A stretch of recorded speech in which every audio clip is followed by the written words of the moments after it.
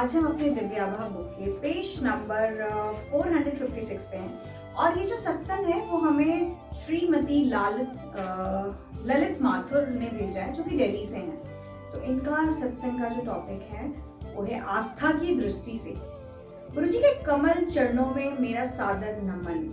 अपने जीवन में हुए समस्त चमत्कारों के लिए भरे मन से मैं गुरुजी को सम्मान एवं आभार प्रकट करती हूँ।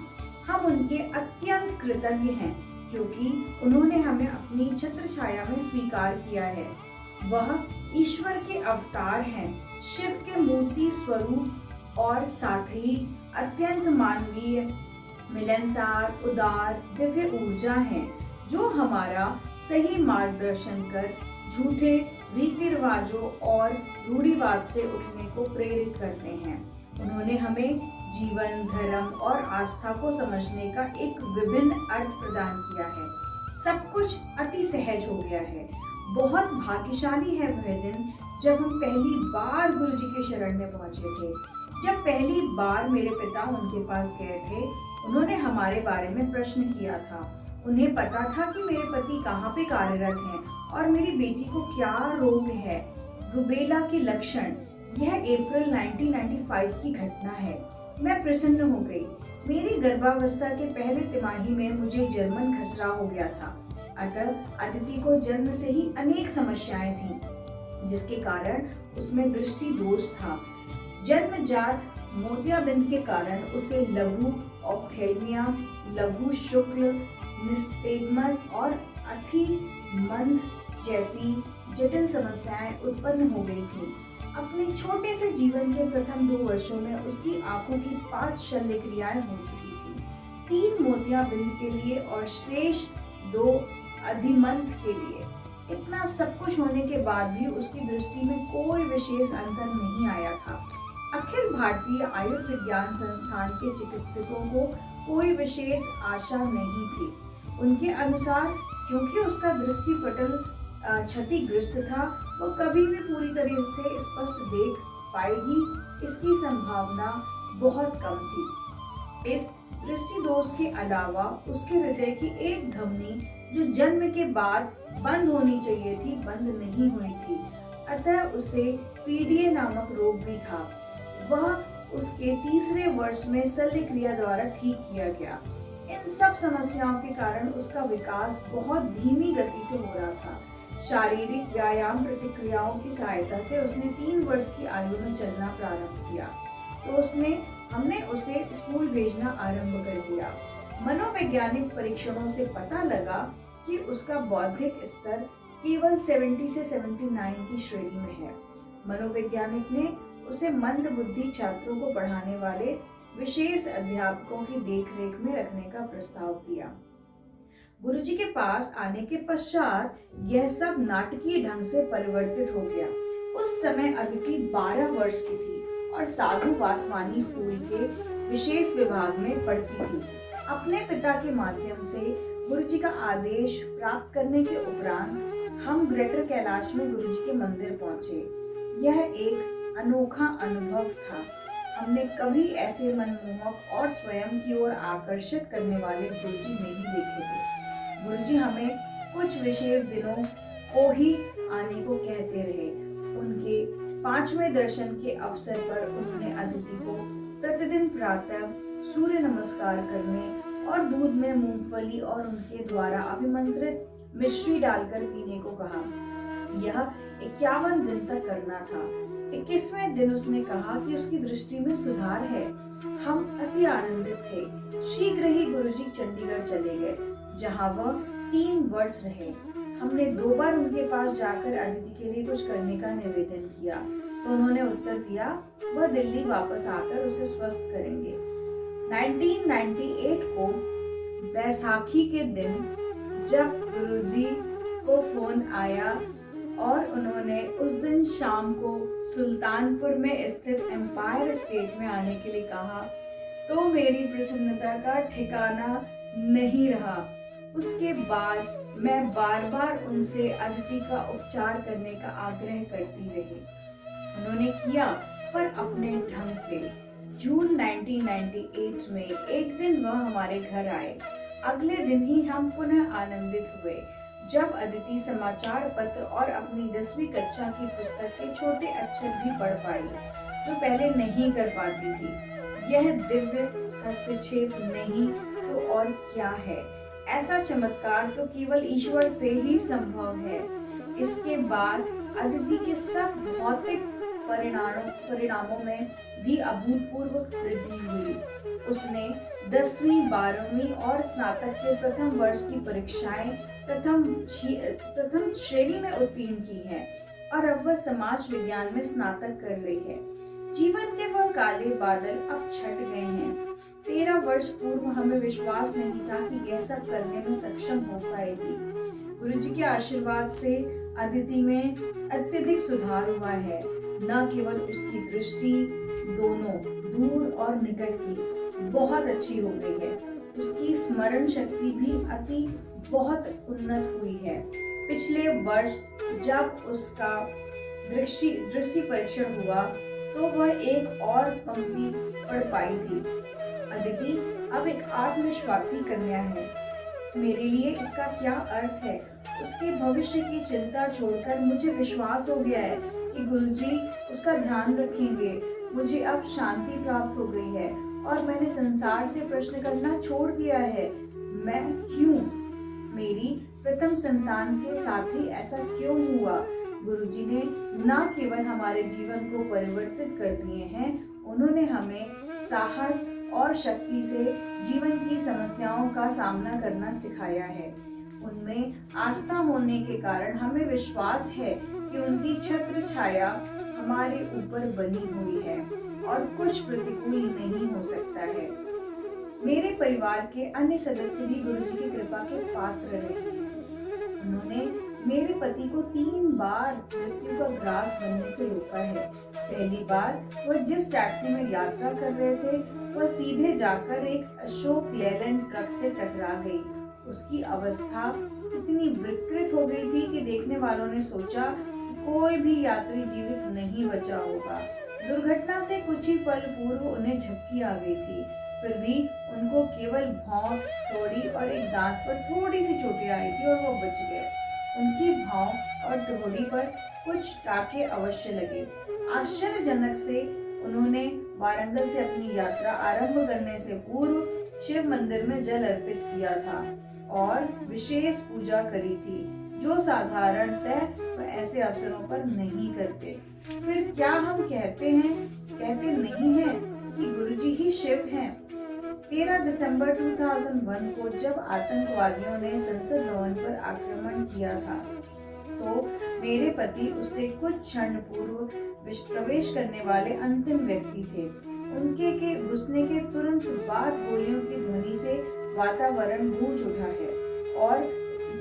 था और जिस सुरक्षा कर्मचारी ने उनको प्रवेश करवाया था, उसकी भी मृत्यु हो गई।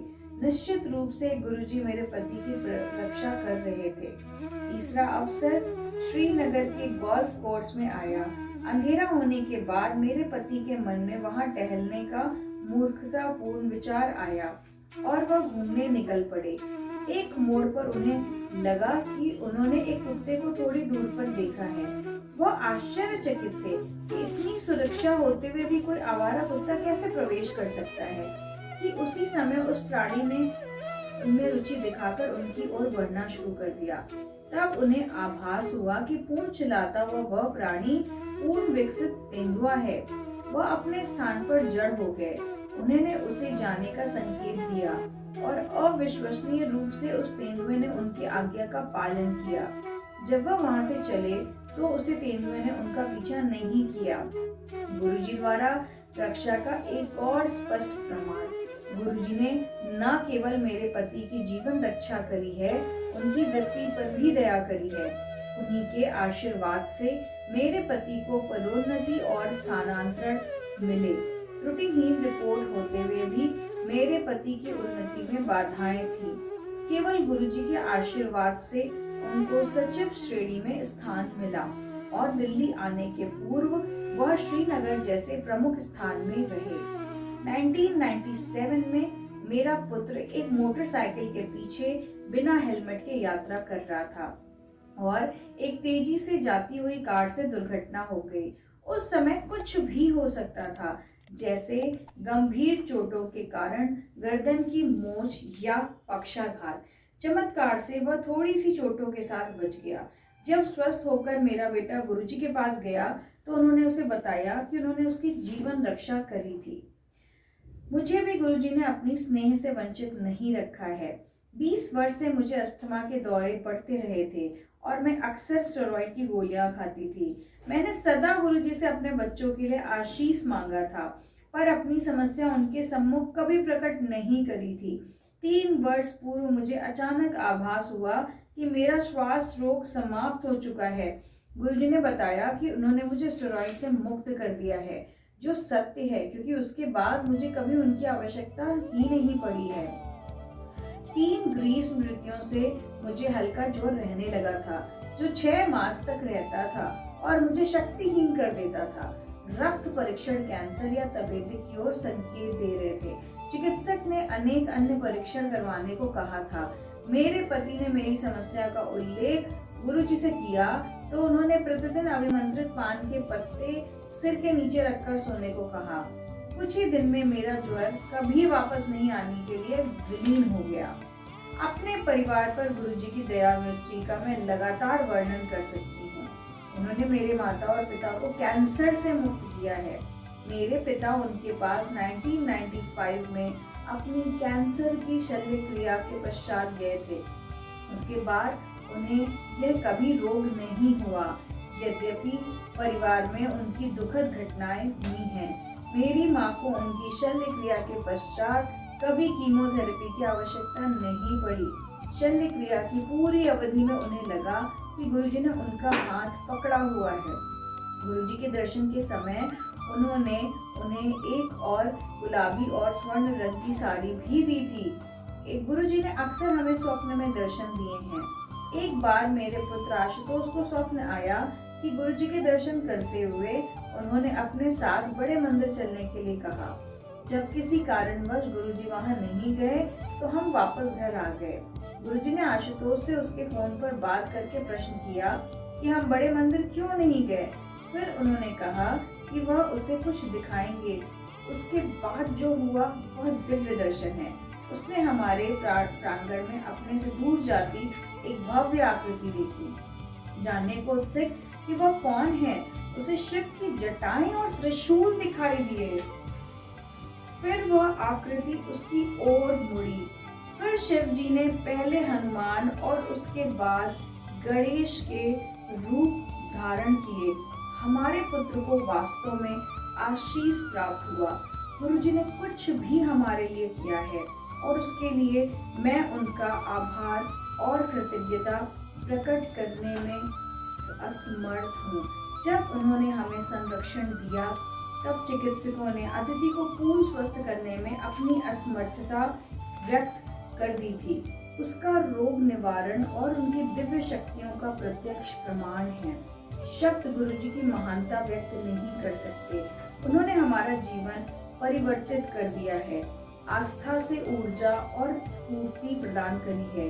हमें वातावरण के प्रति अधिक सहनशील बनाया है, स्थितियों को स्वीकार करना सिखाया है और हमें साहस और शक्ति का समावेश किया है। वह छप्पर फाड़ कर देते हैं और बदले में मात्र पूर्ण निर्विवाद आस्था की आशा करते हैं। हमें अपने जीवन का नवीन अर्थ मिला है। उन्होंने हमें प्रचुर मात्रा में आगे बढ़ने की आशा, दृढ़ता और सामर्थ्य भी दिया है। उन्होंने हमें सुयोग्य मानव बना दिया है। मेरा विश्वास है कि वह परमात्मा के अवतार हैं। उन्हें चाहे किसी भी नाम से, जैसे शिव, कृष्ण या गुरु नानक से पुकार लें, वह तो एक रूप में ही सब हैं। हमारे जीवन के सब चमत्कार दिव्य शक्ति से ही संभव थे। मैं सदा उनकी शरण में रहने की विनती करती रहती हूँ। वह अनुयायी धन्य हैं जो बिना किसी इच्छा से उनकी सेवा करते हैं।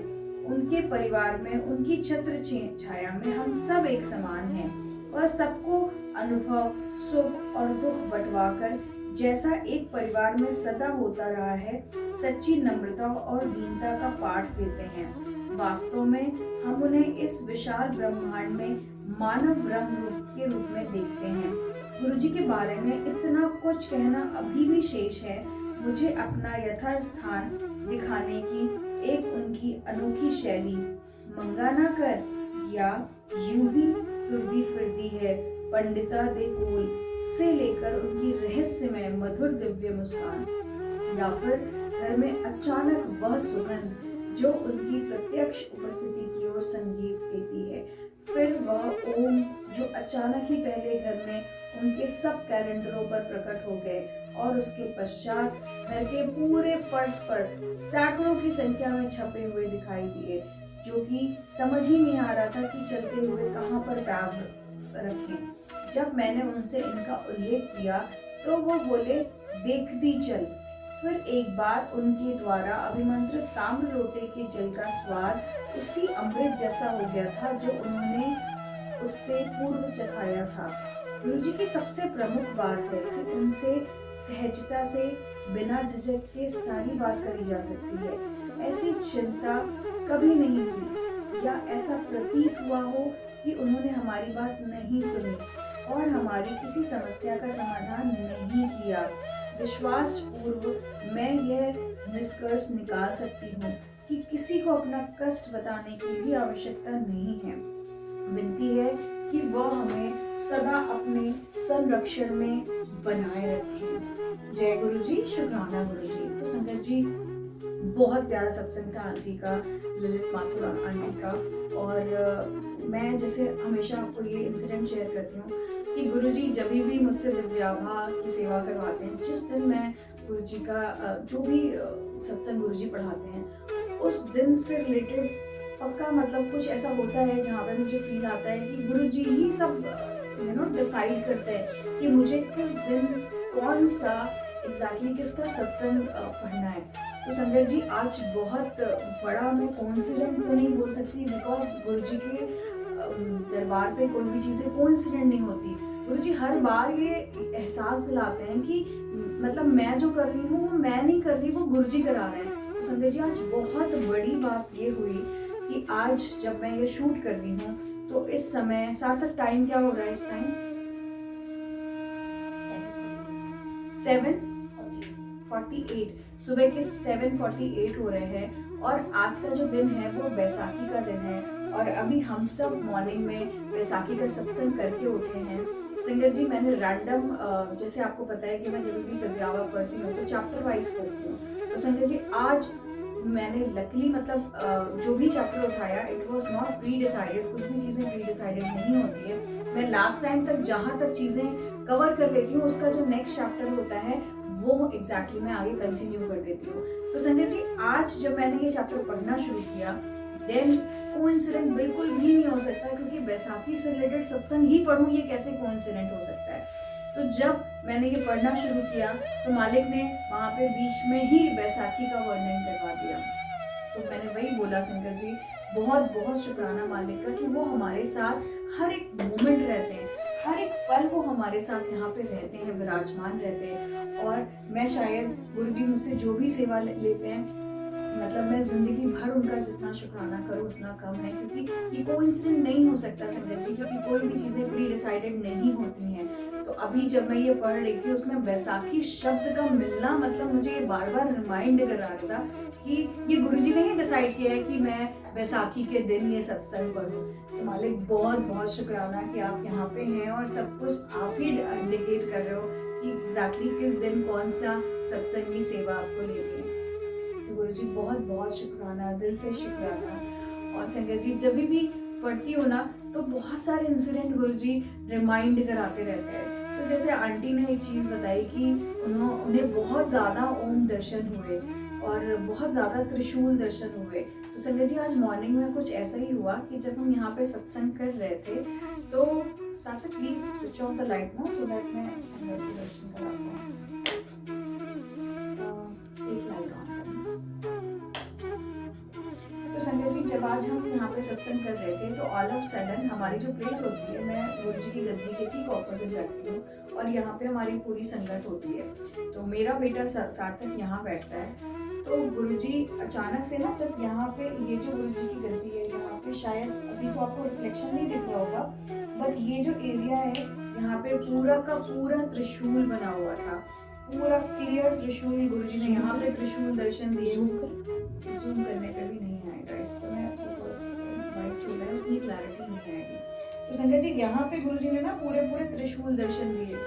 उसके बाद ये जो गद्दी है, इसके ठीक ऊपर मतलब मुझे पूरे दर्शन दिए, जिसमें गुरुजी के पूरे सब दर्शन होते हैं। मतलब जैसे हमने बचपन में श्री कृष्णा बहुत ज़्यादा सीरियल देखा होगा ना बचपन में, तो हमने देखा था कि कृष्ण जी जब उस जाते हैं किसी राक्षस को मारने, तो उसमें से फिर वो एक तरीके से उसमें सांप के ऊपर से वो कृष्ण जी पीछे से फिर पूरा निकलते हैं, मतलब उसका संहार करते हुए, जब कृष्ण जी बहुत छोटे होते हैं।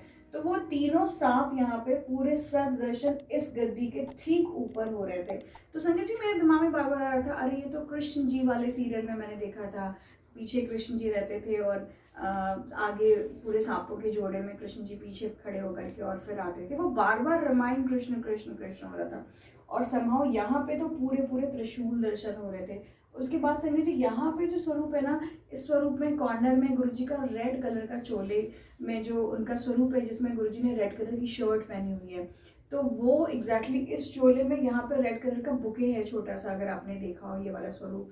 तो वहाँ पे गुरुजी पूरे रेड चोले में एकदम क्लियर कट हमारे यहाँ संगत को दर्शन दे रहे थे। यहाँ पे गुरुजी त्रिशूल दर्शन दे रहे थे एंड इस गद्दी के ठीक ऊपर गुरुजी ने पूरा सांपों का दर्शन दिया। तो कहने का मतलब है, जितनी चीज़ें आज हमने दर्शन किया वो एग्जैक्ट सत्संग में आपने सुना होगा, त्रिशूल, श्री कृष्ण, ये सारे शब्द आए। और ओम दर्शन की अगर मैं बात करूं तो मालिक की इतनी मेहर है कि अभी हमने पिछली बार जब ये चोला नहीं था, गुरुजी ने दूसरा चोला पहना हुआ था, तो अचानक से क्या हुआ था यहाँ पे कि हम बैठे हुए थे और एक संगत है जो आती है। तो अब हम जब सत्संग में, आप सभी को पता है अमृत वेला सत्संग करना कितना टफ होता है। तो संगत जी ऑलमोस्ट 2 मंथ्स हो चुके थे और हमें गुरुजी के कोई दर्शन नहीं हो रहे थे। तो हर किसी के मन में होता है कि गुरुजी आप दर्शन कब दोगे, 2 मंथ्स हो गए हम स्ट्रगल कर रहे हैं, हमारी नींदें पूरी नहीं हो रही है, सॉरी गुरुजी, और हम अर्ली मॉर्निंग आपका दर्शन करने के लिए यहाँ पे बैठ रहे हैं और 2 मंथ्स हो चुके हैं, आपने कहीं भी दर्शन नहीं दिया। तो संगत जी जब वो संगत ने अंडर किया ना, तब से उसके दिमाग में यही चल रहा था कि ऐसा तो नहीं हम आके बैठते हैं बट गुरुजी यहाँ पे हमें दर्शन नहीं देना चाहते, मतलब क्यों ऐसा हो रहा है कि गुरुजी दर्शन नहीं दे रहे। वो मन ही मन उसकी कम्युनिकेशन चल रही थी। तो ऑल ऑफ सडन मैंने अपनी नज़र ऊपर किया, मेरे भी मन में ये था कि गुरुजी आप दर्शन कब दोगे। तो यू वोंट बिलीव संगत जी, हमारे ठीक सामने इस गद्दी के ठीक ऊपर पहले बहुत बड़ा सा ओम दर्शन हुआ, बहुत बड़ा, इतना क्लियर कि आपको मेरे पास शब्द नहीं है। उसके ऊपर जो गद्दी है वहाँ पे एक छोटा ओम, इधर छोटा ओम, मतलब अगर मैं पूरी गद्दी में देखूँ तो कम से कम 7 ओम, एक बहुत बड़ा, उसके बाद छोटे छोटे 7 ओम इस गद्दी में बने हुए थे। और फिर जब मैंने उस संगत को ऐसे इशारा किया कि गुरुजी दर्शन दे रहे हैं, तो लिटरली सब कुछ, मतलब वो बंदी को बहुत ही ज़्यादा उसने माफ़िया मांगी गुरुजी से, क्योंकि एक जो डाउट था ना, गुरुजी ने वही उसको बोला कि कभी डाउट मत करना कि मैं अपनी गद्दी पे होती हूँ। और इतने प्यारे दर्शन संगत जी, इतने प्यारे दर्शन जिसको हमारा मतलब कोई भी शब्द नहीं है कि कितने सुंदर दर्शन गुरुजी ने दिए थे। और इतना जो बड़े वाला ओम था ना, इट वॉज सो क्लियर कि कोई बोलते ना कि किसी को आपको डाउट कोई कर ही नहीं सकता, मतलब अगर कोई छोटा बच्चा भी आ जाए ना तो वो भी दिखा दे कि अरे ये तो ओम बने हुए हैं। इतने प्यारे मालिक ने दर्शन दिए थे। और उस शोले की भी खास खासियत है, मुझे गुरुजी से जुड़े ऑलमोस्ट 2.5 साल हो चुके हैं। तो जब भी मैं गुरुजी का चोला लेने जाती थी संगत जी ना, तो मुझे ना येलो चोले में गुरुजी बहुत सुंदर लगते हैं, बट समहाउ जब भी मैं येलो चोला खरीदने जाऊँ तो कुछ ना कुछ ऐसा हो जाता था कि मैं येलो चोला मुझे मिलता ही नहीं था। तो मैं हमेशा ये गुरुजी की मर्जी समझ कर कि चलो ठीक है, गुरुजी की मर्जी नहीं है, अभी नहीं आना चाहते, क्योंकि हमेशा अवॉइड कर दिया करती थी।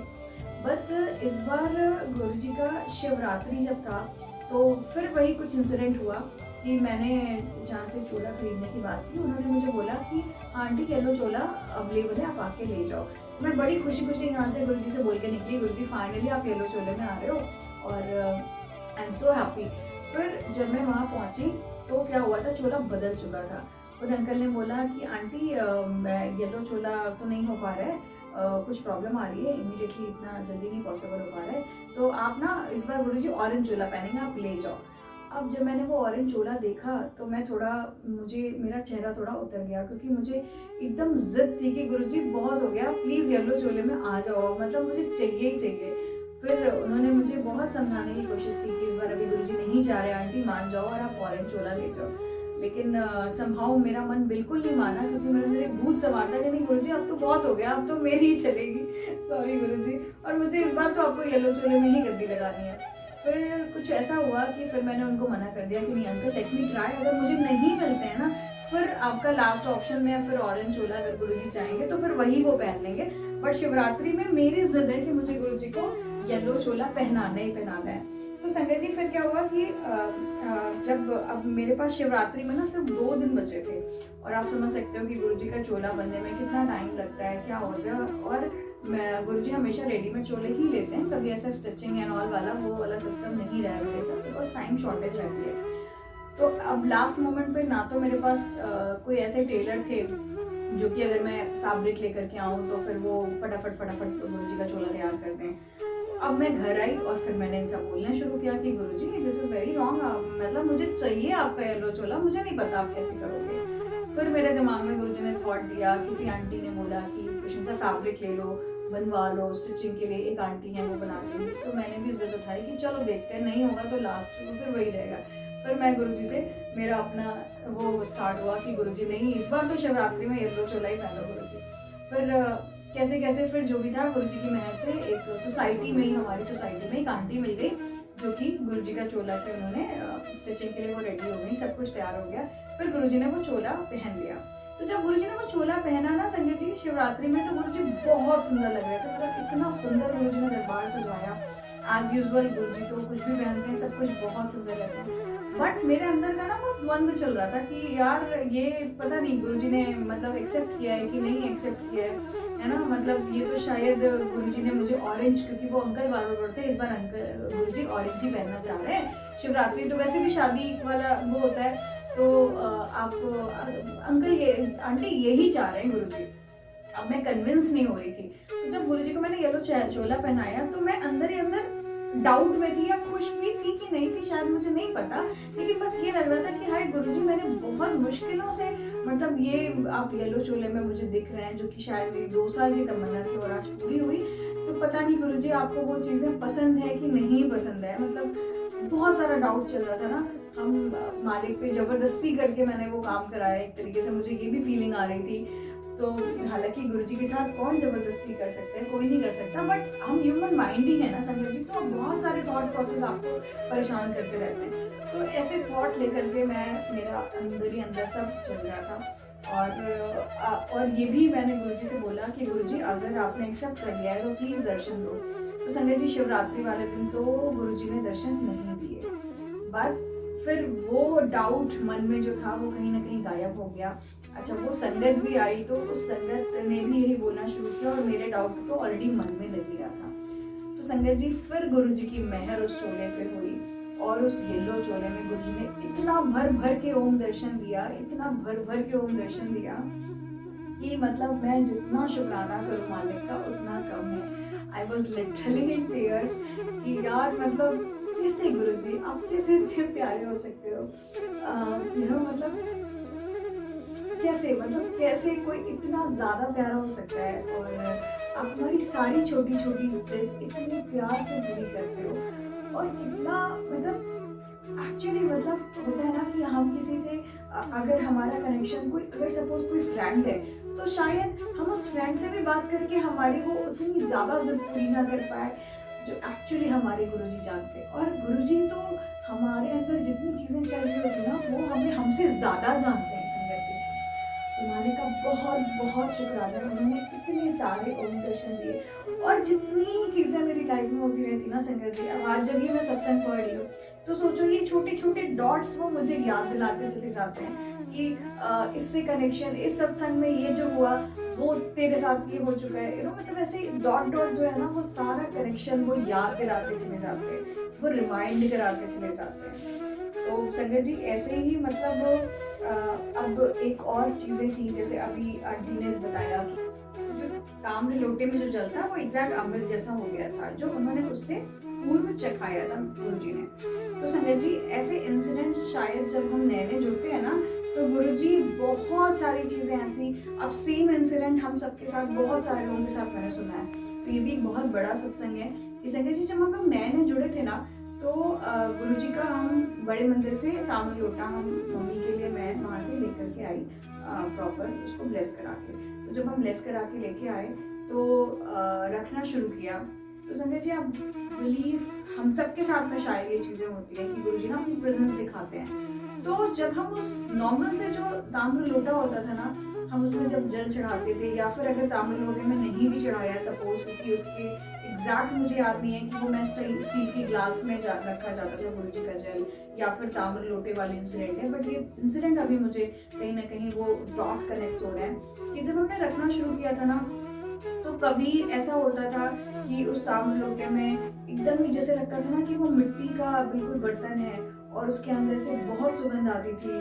और मतलब वो पानी जो हम नॉर्मल पानी चढ़ाते थे वो पानी एकदम ही चेंज हो जाता था और इतना मीठा हो जाता था कि संगत जी मेरे पास शब्द नहीं बताने के लिए कि उस नॉर्मल पानी में वो हमारे घर का पानी जो हम पीते हैं वो एक्चुअली वो फीलिंग ही नहीं आती थी। ये लगता था कि यार ये आया कहाँ से, मतलब कहीं और की चीज़ें होती थी। तो बहुत ऐसी कभी कभी होता था कि कभी हमने वो जल रखा तो उसमें से ना पूरा पूरा वो गुलाब जल में कन्वर्ट हो जाता था। लिटरली गुलाब जल तो ऐसे बहुत बार ऐसे हुआ कि वो पूरा पूरा जल आपका गुलाब जल में कन्वर्ट हो जा रहा है और हम पी रहे हैं और हमें लग रहा है अरे इसके अंदर तो गुलाब पड़े हुए हैं, और मैं और मम्मी एक दूसरे को देख रहे हैं कि इसने ज़रूर कुछ डाला होगा, और मुझे लगता था कि इन्होंने डाला पता नहीं क्या है, लेकिन एकदम ही टेस्ट चेंज हो जाता था। तो इनिशियल डेज में गुरुजी ने ये सब बहुत सारी ब्लेसिंग्स दी हुई है हमें, और हम संगत को बहुत अपनी प्रेजेंस दिखाते हैं। मतलब वो दिखाते हैं कि जब हम बहुत ज़्यादा परेशान होते हैं ना, तो वो अपनी प्रेजेंस इसी फॉर्म में दिखाते हैं कि घबरा मत, मैं हूं ना, सब ठीक हो जाएगा। और पल पल जो कनेक्शन होता है ना, वो इन्हीं सारी चीज़ों से, वो शायद हमारे अंदर की जितनी नेगेटिविटी होती है संगत जी, वो सारी नेगेटिविटी वो हटाते चले जाते हैं, और हमारा जो माइंड रहता है ना एग्जैक्टली गुरुजी हिप्नोटाइज कर देते हैं। हिप्नोटाइज शब्द मैंने क्यों बोला गुरुजी, क्योंकि लास्ट सैटरडे संगत जी मैं अपनी एक कलीग को अपने साथ बड़े मंदिर लेके गई थी, और उसका बिल्कुल नया नया कनेक्शन है, क्योंकि गुरुजी की मेहर से मैं अपने ऑफिस में भी गुरुजी मुझसे सत्संग कराते हैं। तो जब सत्संग में एक दो लोग हैं जो लोग नए नए बिल्कुल आए और उन्होंने सत्संग में बैठना शुरू किया, तो उन्हें जो मेंटल पीस मिली, तो उन्होंने मुझसे रिक्वेस्ट किया कि मैम आप जब जाओ तो मुझे लेके जाओ। तो मैं उन दोनों बच्चों को अपने साथ लेकर के गई, और जब वो लोग वापस आए और घर आ गए, उन्होंने कहा बहुत अच्छा लगा, आप जितना कह रही थी उससे भी ज़्यादा हमें अच्छा लगा मैम, और हमारा तो मन कर रहा है कि हम डेली बड़े मंदिर जाके बैठें, पर प्रैक्टिकली बिल्कुल भी पॉसिबल नहीं है, क्योंकि यहाँ से हमारा आना जाना ऑलमोस्ट 6 आवर्स, मतलब हाफ डे से ज़्यादा हो जाता है। तो फिर संगत जी उस जो बंदा गया था, उस बंदे ने आकर के मुझे नेक्स्ट डे बोला कि मैम आपके गुरुजी ना हिप्नोटाइज कर देते हैं। जब हम लोग बड़े मंदिर से आए और मैं घर गया, तब से मेरे दिमाग में अगर कुछ चल रहा है तो वो सिर्फ और सिर्फ गुरुजी गुरुजी गुरुजी गुरुजी चल रहा है, और एकदम ही अलग स्टेट हो चुकी है, मेंटल स्टेट। कुछ और सोचने का टाइम ही नहीं है, या फिर मेरा माइंड कुछ और सोच ही नहीं रहा है। तो मैम आपके जो गुरुजी है ना, वो एग्जैक्टली हिप्नोटाइज कर देते हैं। तो मुझे उसके शब्दों पे हंसी भी आई, और मुझे लगा अच्छा इसकी भी स्टेज वही आ जाएगी, इसको भी गुरुजी ने इसका हाथ पकड़ लिया है। और एक्चुअली संगत जी यही होता है कि जब हम बहुत भाव से गुरुजी का साथ जुड़ते हैं ना, तो गुरुजी हमें उस स्टेट में लेके चले जाते हैं जहाँ हमारा ब्रेन, हमारा माइंड कुछ भी नेगेटिव सिचुएशन को ना सोच ही नहीं पाता, और मैक्सिमम टाइम हमारे मन में गुरुजी ही चलने लगते हैं। तो बहुत मेहर है गुरुजी की अपनी संगत पे, हम सब बहुत ब्लेस्ड हैं संगत जी कि गुरुजी ने अपना हाथ हमारे ऊपर रखा हुआ है। गुरुजी हमारे साथ हर पल अंग संग रहते हैं, और हमें एग्जैक्टली एहसास दिलाते रहते हैं कि सारे भगवान एक हैं। मैं क्यों ये बार बार कह रही हूँ, क्योंकि जब आज मैं बैठी थी ना, तो मुझे कृष्ण जी का बहुत ज़्यादा यहाँ पे इसमें पूरा दिख रहा था कि सेम वो इंसिडेंट बार बार याद आ रहे थे कि बचपन में मैं वो सीरियल देखा करती थी, तो उसमें कृष्ण जी इस तरीके से समुद्र में से नीचे निकले, उसमें सारे आगे पूरे नाग देवता थे और पीछे कृष्ण जी थे। और कैसे पॉसिबल है संगत जी कि इसमें एग्जैक्टली जो लाइन है उसमें यही लिखा है कि मेरा विश्वास है कि वह परमात्मा के अवतार हैं, उन्हें चाहे किसी भी नाम जैसे शिव, कृष्ण या गुरु नानक से पुकार लें, वह तो एक रूप में ही सब हैं। तो संगत जी, ये नथिंग इज कोइंसिडेंस, ये मेरे मन में जो ये आ रहा था ना कृष्ण जी, तो गुरुजी ने ये समझाया कि तू किसी भी नाम से पुकार ले, हूँ तो मैं ही ना। और मतलब नो डाउट संगत जी, मतलब मेहर है गुरु जी की हम सबके ऊपर, जो गुरु जी ने हमें इतने प्यार से, हमारा हर एक मोमेंट उनके साथ गुजरता है, हर एक पल वो हमारे साथ रहते हैं। और इसीलिए संगत जी, हमें नहीं पता कि आने वाले टाइम पे हमारा कहीं से भी कनेक्शन, क्योंकि हम ह्यूमन हैं, हमें नहीं पता कि हम कब क्या गलती कर बैठे हैं। इस वजह से मालिक से हमेशा ये अरदास करनी चाहिए कि हम ह्यूमन हैं, हम कभी भी ऐसा हुआ कि किसी नेगेटिव सिचुएशन में आपका हाथ ना छोड़ दें, तो संगत जी हमें ये अरदास करनी चाहिए गुरु जी से कि आप हमारा हाथ पकड़ के हमेशा रखो, क्योंकि अगर आप पकड़ोगे तो डेफिनेटली वो कभी नहीं छूटेगा और गुरु जी के साथ हमारा जो है वो कल्याण होता चला जाएगा। जय गुरु जी, शुक्राना।